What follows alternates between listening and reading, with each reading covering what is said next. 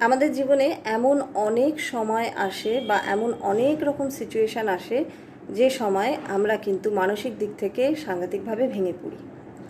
এমন কোনো দুঃখ বা আঘাত আমাদের মনের মধ্যে থাকে যেগুলো আমরা চেয়েও কিন্তু অন্যদের সাথে ভাগ করে নিতে পারি না। খুব কষ্টের মধ্যেই তখন আমাদের দিন যাপন করতে হয়। মনে কষ্ট চেপে রেখেই কিন্তু আমাদের সাংসারিক সমস্ত কাজকর্ম, বাইরের জগতের সমস্ত কাজকর্ম আমরা কিন্তু করি। এবং সেখানে আমাদের কিন্তু একটা ফলস হাসি থাকে মুখের সামনে, যেহেতু আমরা নিজের মনের দুঃখকে চেপে রেখে কাজ করি, তাই বাইরের জগতের কাছে কিন্তু আমাদের হাসি মুখটা সবসময় থাকে। এইরকম কষ্টের মধ্যে দিয়ে যখন যেতে হচ্ছে আপনাদের বা যেতে হয়, সেই সময় মনের কষ্ট যখন কারোর সাথে শেয়ার করতে পারছেন না, তখন ভগবানের কাছে নিজের মনের কষ্ট বলুন, বলে দেখুন, বা ভগবানকে নিজের মনের কথা চিঠিতে লিখে জানান। মিরাকলি দেখবেন কাজ হবে। করে দেখুন, মন হালকা হয়ে যাবেন।